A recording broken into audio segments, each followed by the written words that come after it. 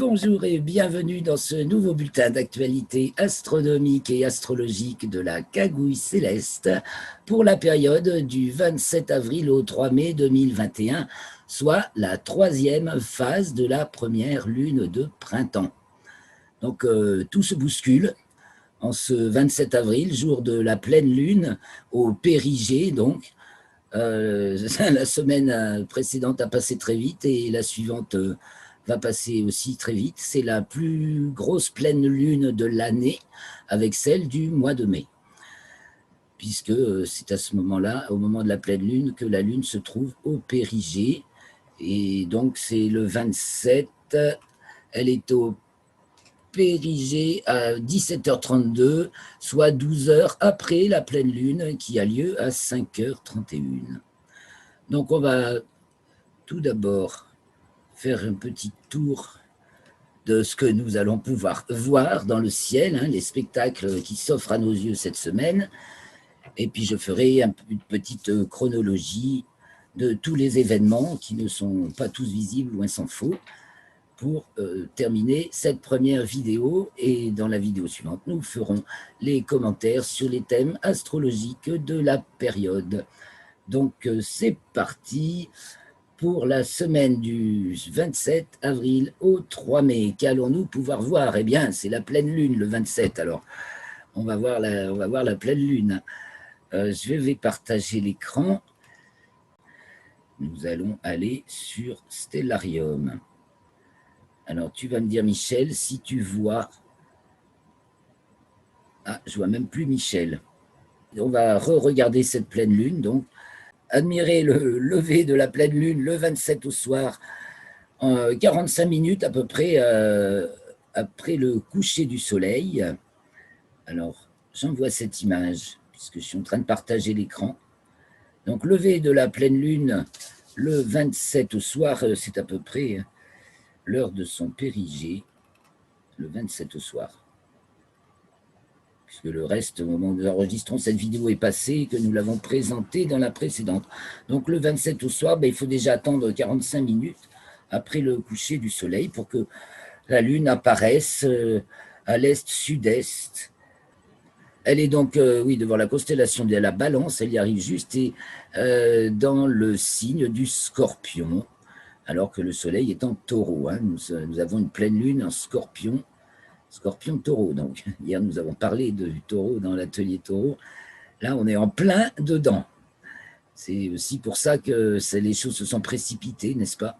Alors, vous pouvez voir, puisque je partage mon fichier de travail, là, que nous avons aussi le 27 Mercure au périhélie. Donc, Mercure au périhélie et la Lune au périgée. Mercure au plus près du Soleil et la Lune au plus près de la Terre. Voilà tout ce qui bouscule en cette pleine lune, ainsi que la Terre qui se trouve en héliocentrique au carré de Saturne, et Pluton qui est stationnaire et qui va donc entamer sa rétrogradation. Voilà tous les événements du jour de la pleine lune. Donc c'est un gros paquet, nous verrons un peu ça dans les thèmes astrologiques. Alors, on va voir plutôt ce qu'on a à voir. Alors, je vous présente un petit peu le ciel du soir. Car dès aujourd'hui, cette fin avril, là, 27, 28 avril, nous pouvons voir, vraiment au crépuscule, il ne faut pas attendre trop, 21h45, nous avons Mercure qui devient bien visible, qui était conjointe au soleil le 19 avril et qui depuis s'élève vigoureusement dans le ciel du soir. Elle est même au-dessus de Vénus, alors il faut regarder un petit peu plus tôt, ça c'est le 27, Le 27, c'est un peu difficile, mais vous voyez, elle n'est pas loin de Vénus. En fait, elles étaient conjointes la veille. Elles sont conjointes pratiquement. Donc, regardez vers 21h25, parce qu'avant, il fait trop clair, on ne voit rien. Et à 21h30, Vénus est couchée. Alors, vous voyez que c'est précis. Maintenant, c'est pour mon méridien, ma latitude, longitude. Ça peut être décalé de quelques minutes pour ceux qui sont ailleurs en France métropolitaine, évidemment. Donc, au tout début de crépuscule, Mercure et Vénus, ça va s'arranger au fil des jours. Ça va s'arranger. On va passer au jour suivant. Alors, le 28, on va les suivre. On va déjà regarder Mercure et Vénus. On reviendra sur la Lune après, parce que c'est vraiment tout début de soirée, donc à l'ouest-nord-ouest. le 28, le 29, le 30. Vous voyez, elles ont été conjointes. Mercure se détache de Vénus, elle s'éloigne de plus en plus. Le 1er, le 2, le 3. Alors le 3, vous pouvez pousser un petit peu plus tard. Voilà, Vénus vers 21h35, 40 même. Vous verrez bien Mercure qui est quand même en magnitude négative. Donc, elle est visible, et Vénus qui brille bien évidemment toujours beaucoup plus fort, puisque c'est le troisième astre par ordre de brillance après le Soleil et la Lune. Donc dès que le Soleil est couché, Vénus est visible. Si l'horizon est dégagé, bien entendu. Notez qu'il faut quand même un horizon magnifique, dégagé, avec une atmosphère limpide pour pouvoir observer ce spectacle. Alors notre petite Vénus vient de passer 2 mois, je reviens au 27, dans le champ du coronographe Lascaux C3, puisqu'elle était conjointe au Soleil le 26 mars, si mes souvenirs sont bons. Et donc, elle a passé 1 mois avant, 1 mois après, dans la proximité du Soleil. Donc, elle se trouve dans le champ de ce coronographe. On l'avait vu la semaine dernière sur l'article. Je peux vite fait vous montrer l'article. Revoir Vénus dans le champ du coronographe. L'article pour cette semaine n'est pas encore en ligne, mais il va l'être bientôt. Ça, c'était Vénus le 19 dans le champ du coronographe Lascaux C3. Et donc, ben voilà, le 28, elle en sort. Et on va commencer à la voir dans le ciel. Je reviens sur Stellarium. Voilà. Alors, je suis donc le 27. On va se tourner du côté du Levant, puisque du côté du Levant, on va voir apparaître la Lune. Puis après, on reviendra un peu plus tard du côté de l'Ouest, où on verra Mars. Vous voyez, la Lune se lève 21h40, le 27, à l'est-sud-est. Elle est donc juste devant la constellation de la Balance. Donc, de soir en soir, que va-t-elle nous montrer, qui va-t-elle accompagner? Eh bien, puisqu'elle est dans le signe du Scorpion, ben on va la voir bientôt passer à côté de l'étoile Antares. Donc le 28. Ah oui, il faut attendre. Par contre, il faut attendre plus longtemps pour la voir se lever, puisque c'est la 3e phase de la première lune de printemps, 3e phase de la lune, de la pleine lune au dernier quartier. Pour la pleine lune, elle se lève donc quand le soleil se couche, culmine au milieu de la nuit, elle se couche quand le soleil se lève. Puis, de soir en soir, elle se lève de plus en plus tard en première moitié de nuit. Donc, vous voyez, déjà le 28, il faut attendre 23 heures au moins pour que la lune apparaisse. Elle est devant la constellation du Scorpion. Alors, évidemment, c'est une des plus... C'est une de celles qui a la course la plus courte dans le ciel, comme celle du soleil du mois de décembre. Et donc, vous voyez, le 29, déjà 0h40, hein, on la voit au-dessus d'Antares. Alors, en fait, les spectacles cette semaine de la Lune avec les planètes sont plutôt à considérer le matin. Donc, nous allons passer au matin, fin de nuit, plutôt vers 5h, 5h40, 6h, le jour commence c'est déjà l'aube. Alors, 5h40, c'est pas mal. Donc, la Lune est près de l'étoile Antares, à voir le 29 au matin, puis de soir en soir, le lendemain, le 30, voilà, elle est entre le Scorpion et le Sagittaire. Le 1er mai, elle est devant le Sagittaire, et elle va passer en conjonction à l'étoile Nunki, le 1er, oui. Vous voyez, Nunki, c'est cette étoile-là, je grossis un peu, qui marque la lance de la théière du Sagittaire. Donc, la Lune est à sa droite et à l'heure de leur culmination, hein, au petit matin, 5h40. La Lune culmine à droite de Nunki. Et le lendemain, le 2, je vais me centrer sur Nunki, la Lune a passé de l'autre côté de l'étoile. On voit, les étoiles permettent d'évaluer le trajet de la Lune en 24 heures. Enfin, le temps qu'on se donne, d'un jour à l'autre en tout cas. Voilà, donc le 1er, elle est conjointe à Nunki. Et pour le dernier quartier, eh bien, on va aller jusqu'au jour du dernier quartier. Voilà, elle arrive devant la constellation du Capricorne. Et elle va être conjointe à Saturne. Elle est conjointe à Saturne, hein, on peut le dire. C'est le dernier quartier. Nous avons donc, c'est le jour du carré Soleil-Saturne, quadrature ouest de Saturne. Et le jour aussi de la conjonction de la Lune à Saturne, puisque c'est le dernier quartier. Alors, ça va nous faire des figures qu'on va apprécier en observant les thèmes. Donc voilà, ce dernier quartier est marqué par Saturne, puisque la Lune est conjointe à Saturne alors que le Soleil s'y trouve en carré. Mais au préalable, elle a été conjointe à Pluton. Ah oui, voilà ce que je pouvais vous montrer. Le 2, effectivement, si je cherche Pluton, il est à côté de Nunki. Vous allez voir, voilà. Donc le 2, elle va passer en conjonction à Pluton. Et le 3, elle va se retrouver près de Saturne. À 21h, elle est conjointe à Saturne, 10 minutes avant l'heure du quartier. Alors voilà, ça c'est ce qu'on peut voir de la Lune au cours de la semaine. Donc le matin, vous verrez la Lune, parce que le soir, on peut s'amuser à guetter son lever de plus en plus tard, de jour en jour. Mais ce n'est pas tout, puisque nous sommes au matin, on est près de Saturne et de Jupiter, qui se lève au sud-est, donc de plus en plus tôt, n'est-ce pas? Jupiter vers 4h10 et Saturne vers 3h30. On gagne pratiquement une demi-heure par semaine. Jupiter un petit peu moins parce qu'elle cavale plus vite que Saturne sur l'écliptique, mais ça ne va pas durer longtemps. Vous voyez, elle est arrivée dans la constellation du Verseau la semaine dernière, mais elle va avancer un peu devant le Verseau, puis après, elle va devenir rétrograde le 29 mai, je crois, et donc repartir en arrière. Et reviendra devant la constellation du Capricorne. Je ne dis pas de bêtises, je vais vérifier. Je vais vérifier. Elle est devant le Verseau jusqu'au 19 août, elle reviendra devant le Capricorne. Bon, voilà pour Jupiter et Saturne. Jupiter, du coup, on peut commencer à s'amuser à observer ces phénomènes. C'est le 30 au matin, là, vers 5 heures, qu'on doit pouvoir voir un bel alignement de ces lunes. Les 4 lunes alignées à l'ouest, avec Europe et Callisto très serrés. Vous voyez, ça fait une belle ligne. Avec des très bonnes jumelles bien posées sur un trépied ou une petite lunette, un petit télescope. C'est vraiment un des spectacles les plus faciles à observer avec un instrument, les satellites de Jupiter.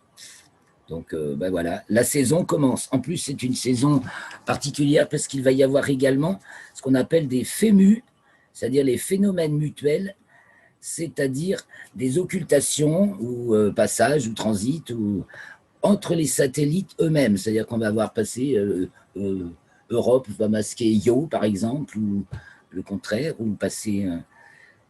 donc, pour les observateurs, c'est une saison particulière qui arrive tous les 6 ans, quand Jupiter, le plan de l'équateur, enfin, tout se trouve bien dans le même plan, quoi, dans notre bonne ligne de visée pour nous depuis la Terre. Que dire encore sur les événements de la semaine? On va penser à nos amis de Martinique et de Guadeloupe, parce qu'ils vont avoir le soleil au zénith à midi, comme tous les ans.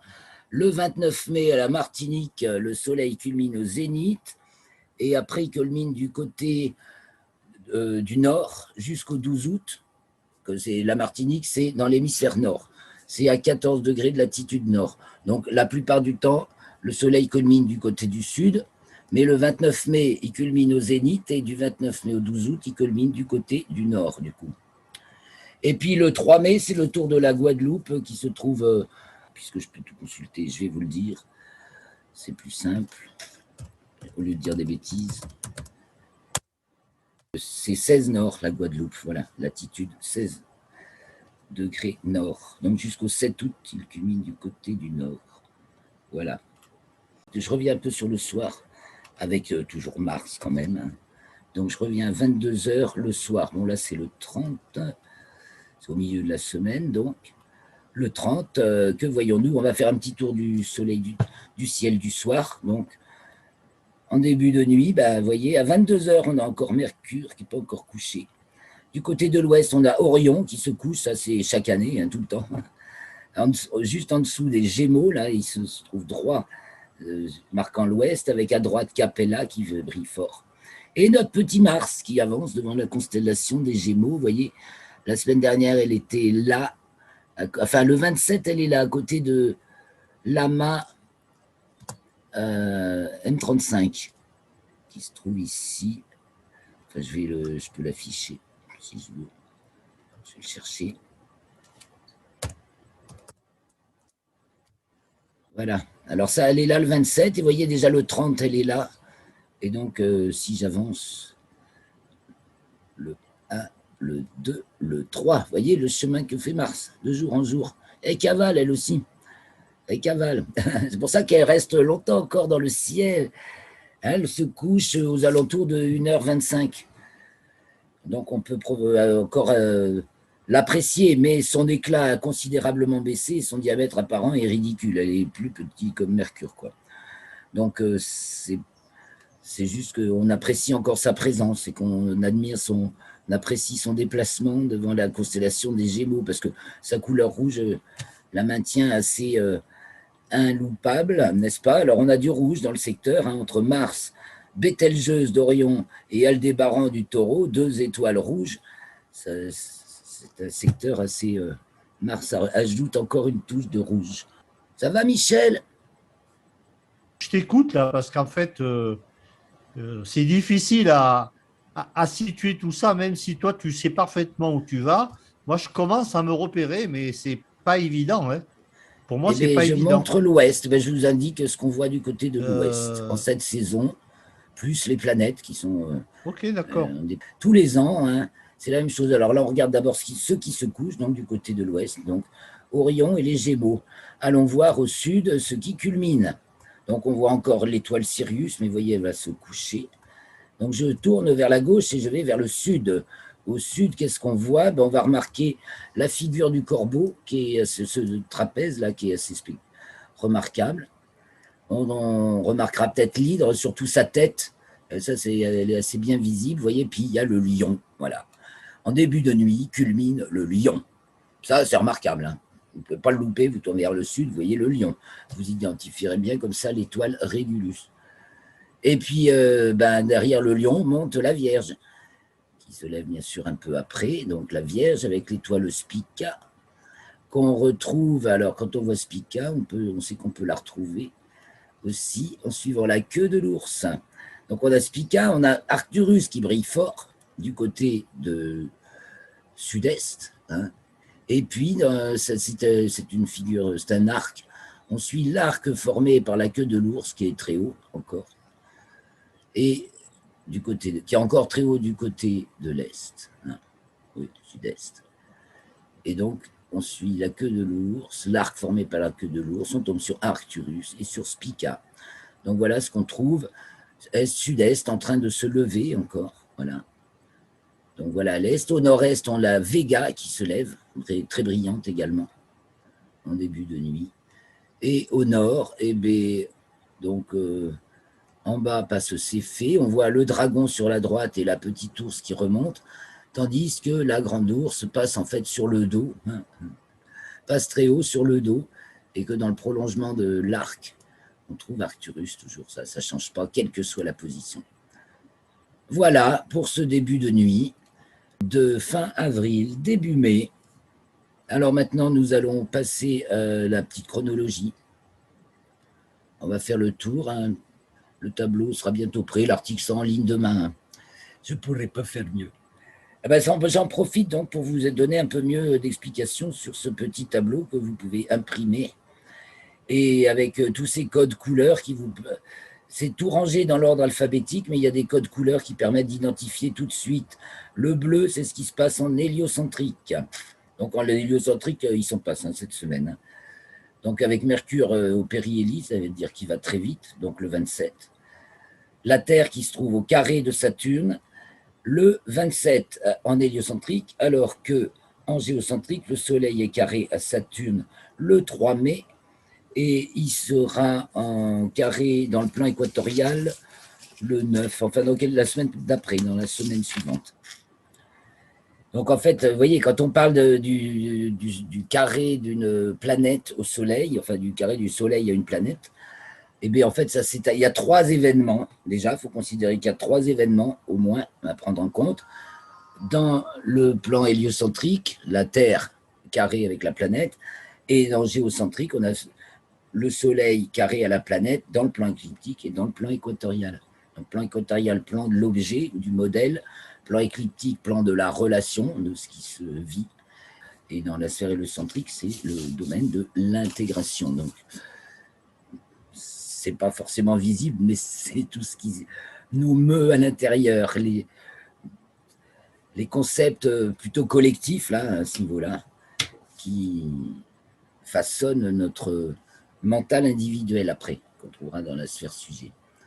Voilà, alors en héliocentrique, puisqu'on commence par là, aujourd'hui on ne fait rien comme d'habitude, il y a donc Mercure au périhélie, toujours en Gémeaux, hein, c'est toujours dans le 18e degré du signe des Gémeaux que Mercure est au périhélie, c'est-à-dire au plus près du Soleil, n'est-ce pas?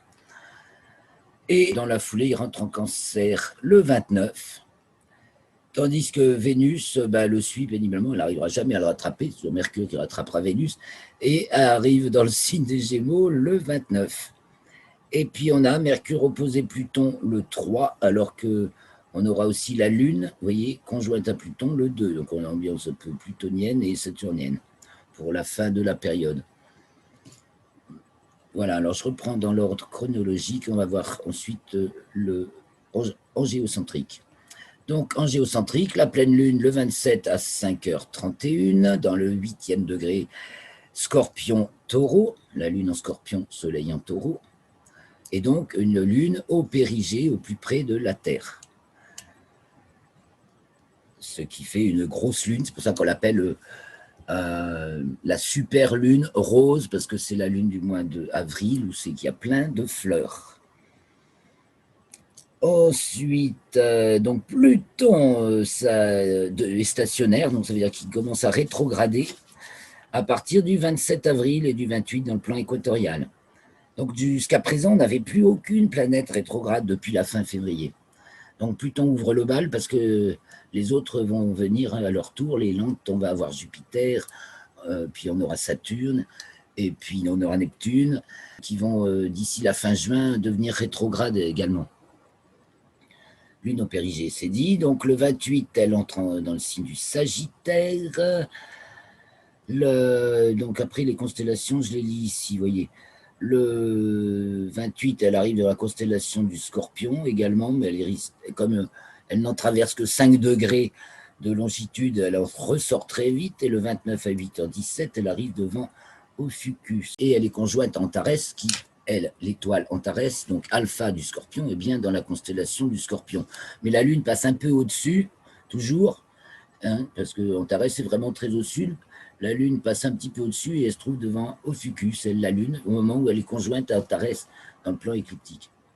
Les petites magies du découpage des constellations, on se demande comment, quand même, ils ont fait ça. Bon, le 29, la Lune passe à son nœud descendant, c'est-à-dire qu'elle passe en latitude écliptique sud, c'est-à-dire en dessous du plan de l'écliptique, plan Terre-Soleil. Le 29, dans le plan équatorial, c'est en marron, hein. Quand c'est marron, c'est le plan équatorial. Le 29, elle sort des limites zodiacales sud. Elle dépasse 23 degrés 26 minutes de déclinaison sud et elle descend en dessous. Et donc, elle est hors limite zodiacale du 29, 21h45 au 3, 3h25. Pour le dernier quartier, elle est rentrée dans les limites zodiacales. Le 30 à 18h16, elle entre dans le signe du Capricorne et c'est le jour où le Soleil est conjoint à Uranus. Voilà le petit détail de la semaine. Hein. Il y a le carré de Saturne et la conjonction à Uranus. En fait, cette semaine marque fortement le carré Saturne-Uranus. Je pense que c'est là qu'on va l'éprouver puisqu'il est marqué par la conjonction au Soleil et le carré de Saturne. On est en plein dans le carré Saturne-Uranus, ça craque, bon, on l'a déjà dit plein de fois. Alors quand le Soleil est conjoint à Uranus du point de vue géocentrique, ça veut dire qu'on a Terre, Soleil, Uranus, il est de l'autre côté. Donc il est au plus loin de la Terre pour cette année, hein, puisque en fait c'est la Terre fait un tour en un an, Uranus en 84 ans, donc on retrouvera Uranus en conjonction au Soleil, je peux vous dire ça, mais ça fait un an ou plus quelques jours. Donc Uranus est à l'apogée qui advient dans les jours ou les heures autour de la conjonction au Soleil. Donc c'est le samedi 1er mai à 9h10, Uranus est à l'apogée, donc au plus loin de la Terre. 3,1 milliards de kilomètres. Et donc, elle sera au périgée, donc à l'opposition du Soleil, le 5 novembre. On pourra, à ce moment-là, on la verra bien dans le ciel. À l'heure actuelle, elle est justement dans le champ du chronographe Lascaux C3. Et je rappelle qu'elle vient d'être conjointe à Mercure et Vénus le 23, 24, 26. Il y a eu les conjonctions entre ces trois planètes. Uranus, Mercure, Vénus. Ensuite, le samedi 1er mai toujours, la Lune atteint sa déclinaison minimale, donc en dessous, hors limite zodiacale, à 25 degrés 35 par rapport au plan de l'équateur céleste. Et elle est conjointe à Nunki, l'étoile du Sagittaire que je vous ai montré tout à l'heure sur Stellarium. Donc on peut la voir le matin, le 1 au matin et le 2 au matin. On voit, le 1 au matin, on voit la Lune à droite de Nunki et le 2 au matin, on voit la Lune à gauche de Nunki. C'est Sigma du Sagittaire. Voilà, marque le 13e degré du signe du Capricorne. Bon, pendant ce temps-là, le même jour, 1er mai, Mercure arrive devant la constellation du Taureau. Et alors là, il va rester, elle qui avance très vite, en général, là, il va y rester particulièrement longtemps, puisqu'elle va être rétrograde, vous voyez, elle aussi, du 29 mai au 22 juin. Donc, en fait, elle va rester devant la constellation du Taureau jusqu'au 10 juillet. Puis après, elle passera un petit peu devant Orion, histoire de dire qu'on sort du zodiaque. Le dimanche 2 mai, la Lune est conjointe à Pluton. Donc, bien sûr, on voit la Lune, on ne voit pas Pluton. On peut essayer de trouver Pluton par rapport à la Lune, avec les images que je mettrai dans l'article, elle y sera. Le 2, la Lune entrant dans le signe du Verseau. Et le 3, elle rentre dans les limites zodiacales à 3h25. Et le Soleil est carré à Saturne à 12h01. La Lune est conjointe à Saturne à 21h08.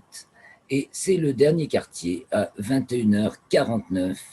La Lune est donc à ce moment-là dans le 14e degré du signe du Verseau et le Soleil donc du signe du Taureau. Donc c'est un carré Verseau-Taureau. Nous sommes dans les signes fixes, tout ça c'est vraiment, quand on parle de cassure avec Saturne-Uranus, on en reparlera tout à l'heure, c'est d'énormes pans en fait, de structures qui sont en train de... Et puis il y a quelque chose d'autre de nouveau qui pousse, hein, puisque ce qu'indique le Verseau. Voilà ce que j'ai à vous dire. Peut-être les petites étoiles filantes. Il y a des lyrides en ce moment, du côté de la Lyre, donc début de nuit, du côté de l'Est. On peut encore en voir peut-être. C'est des étoiles filantes en début de nuit du côté de l'Est. Maintenant qu'il ne va plus y avoir la Lune, il en reste jusqu'au 28. Ça passe vite. Voilà. Je crois que les comètes, c'est un peu difficile avec des instruments. Ben oui, voilà, Arcturus au méridien à la minuit le 27. Donc ça nous repère. J'ai tout dit. Je vous dis à tout à l'heure, à la suite, pour les thèmes astrologiques. Michel, à toi, si tu as un petit truc à nous dire. Non, une question là. Les documents que tu présentes là, où est-ce qu'on les trouve, ceux-là, sur le site? Quel document que je présente? Ben, le tableau que tu as présenté Eh bien, d'Excel là. c'est la fiche. C'est la fiche téléchargeable. C'est la fiche. Oui, d'accord. C'est Donc le ça revient. PDF En fait, téléchargeable. c'est C'est ça. ça, c'est ça. C'est D'accord. exactement ça. D'accord, oui. D'accord. Et avant, Donc tu le produit est présentais. fini. Oui. Non, mais d'accord. Là, c'est le produit fini. Mais tu avais des pages où tu avais des précisions sur la position Ah ben ça, de c'est la mon Lune, article. tout ça, Ben, avant. c'est l'article que tu trouves en ligne après. Ah, d'accord. Ça, c'est ton article. Enfin, c'est marrant, je ne le reconnais pas comme ça. Ben oui, mais c'est parce qu'il y a la mise en forme du site. Puis dans mon texte, j'ai des D'accord. tas de Bon, c'est du petits détail. C'est codes du pour détail. faire tu vois, le gras, l'italique, les liens. Donc, effectivement, le texte peut te paraître compliqué. Tu sais, Bon. c'est pour que ça passe bien dans l'article. Ça fasse joli et que ce soit clair. Bon, on se dit à tout D'accord. à l'heure. Oui, à 21h. Aux 21h pour les commentaires astrologiques. Ben, merci à tous ceux qui écoutent cette vidéo. Et à très bientôt. Merci Michel.